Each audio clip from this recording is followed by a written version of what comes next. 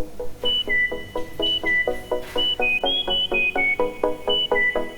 các bạn thành công. Nếu các bạn là người đầu tiên đến với kênh XCT thì các bạn hãy xem video này.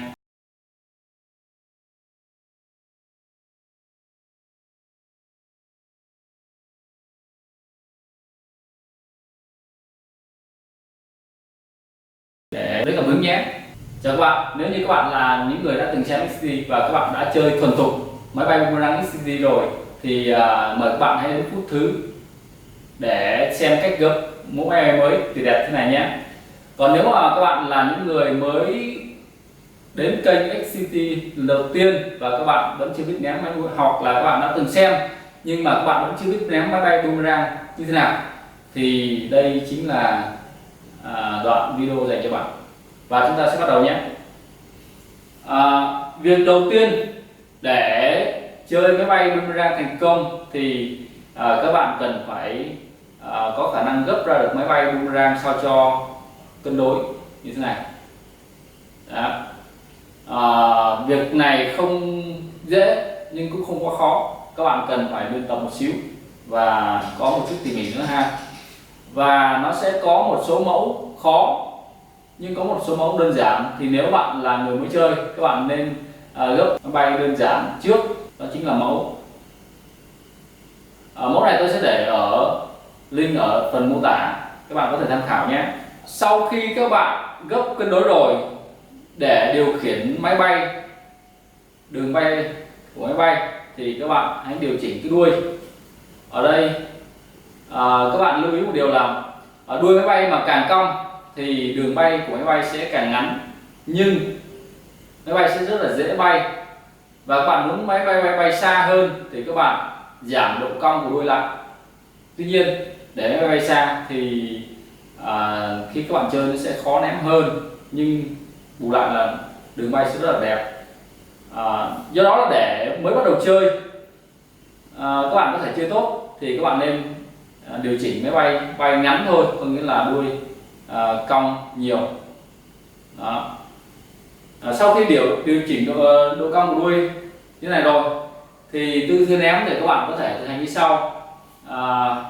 Các bạn cầm máy bay như thế này nhé, đưa về phía sau và đẩy mạnh về phía trước như thế này. Các bạn có thể thực hành bằng tay không trước khi ném như sau. Đó, đẩy mạnh về phía trước và đến thời điểm ngừng tay thì các bạn sẽ thả máy bay ra như thế này nhé. Đó, và tôi có thể làm chậm như sau. Đó. Và giờ ta sẽ làm với máy bay thực tế nhé. Đó, đẩy mạnh thả. Đó là cái tư thế ném. Và các bạn để ý một điều là khi ném thì vị trí máy bay rời khỏi tay, tại vị trí máy bay rời khỏi tay thì máy bay nó sẽ ở tư thế nghiêng như thế này. Và lưu ý một điều là nếu ta nghiêng về bên phải, máy bay nó sẽ bay vòng sang bên phải trở về, và nếu mà ta nghiêng về bên trái, máy bay sẽ bay vòng sang từ bên trái rồi trở về. Ta sẽ làm lại nhé.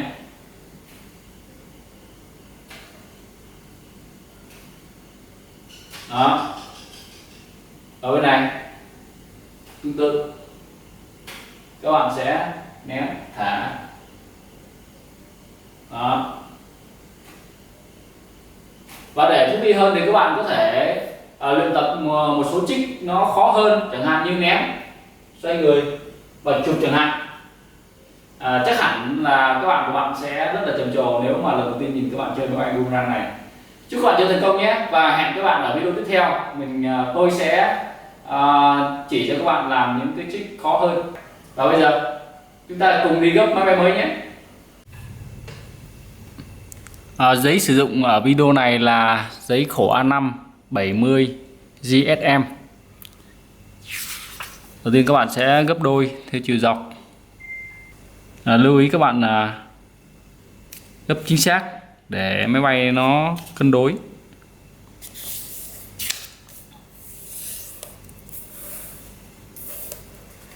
Các bạn mở ra và ta sẽ gấp góc này xuống phía dưới sao cho cạnh ngang này trùng với cạnh dọc.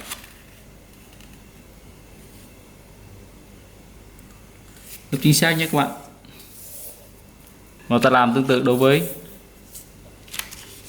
bên đối diện.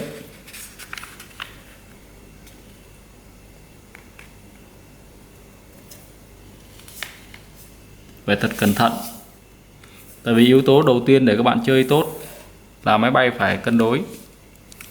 Sau đó ta gấp cạnh ngang này xuống phía dưới này sao cho nếp gấp đi ngang qua giao điểm của hai đường chéo vừa tạo thành. Rồi bây giờ ta mở ra và gấp lại nếp cũ như sau.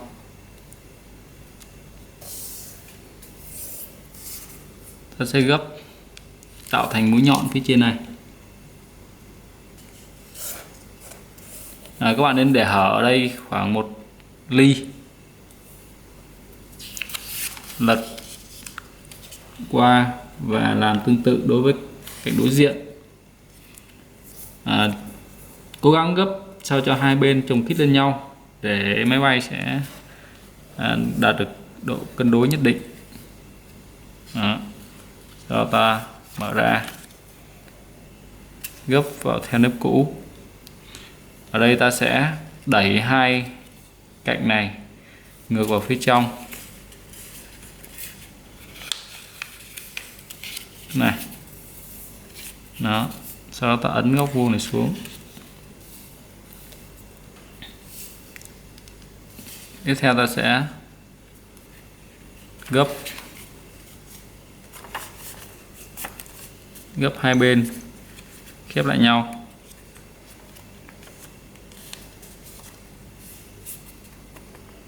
Đó. Điều chỉnh sao cho hai bên chồng khít lên nhau và lưu ý ta tránh gấp ép ở cái chỗ này, tại vì nó sẽ đang bị dồn giấy ở chỗ này. Đó, ta chỉ điều chỉnh ở những cái đầu mép ở phần cạnh dưới thôi. Bây giờ ta sẽ gấp cánh bằng cách là bẻ mép này ra, bắt đầu từ góc nhọn này cho đến phần phía đuôi sao cho góc vuông này nằm trên cạnh này. Ta sẽ bẻ hết cả phần phía dưới này luôn nhé.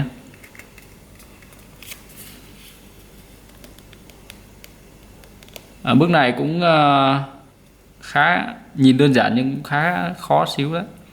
Các bạn cần luyện tập để sao cho cái đường nậm gấp của các bạn nó sẽ thẳng. Các bạn mới tập gấp thì thường cái đường gấp của bạn sẽ không được thẳng và không được sắc, do đó là máy bay nó sẽ bị vặn. Và khi máy bay nó bị vặn như vậy thì các bạn chơi nó sẽ không bay được như ý muốn. Ta lật lại và làm tương tự ở phần bên kia sao cho hai bên chồng khít lên nhau.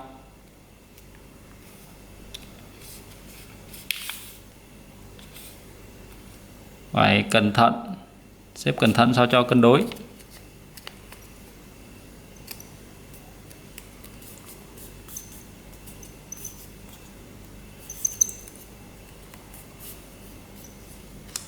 Rồi ta mở ra,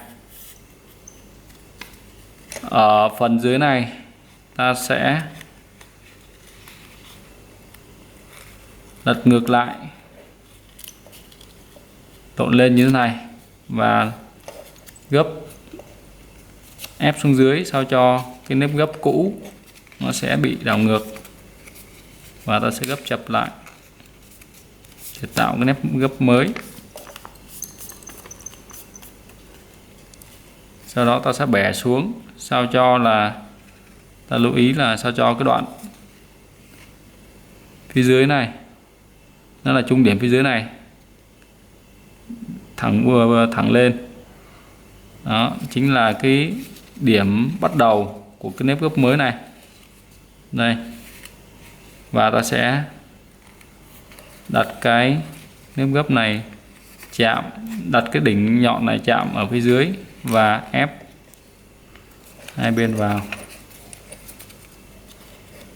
Nếp cuối cùng ta tạo bằng cách bẻ lên như thế này nhé. Đó. Vậy là các bạn đã tạo được một cái máy bay nhỏ ở phía đầu của máy bay lớn. Khá đẹp đúng không?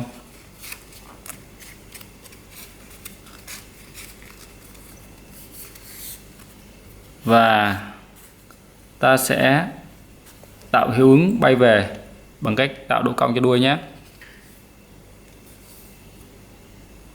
Rồi, chúng ta ra ném thôi nhé.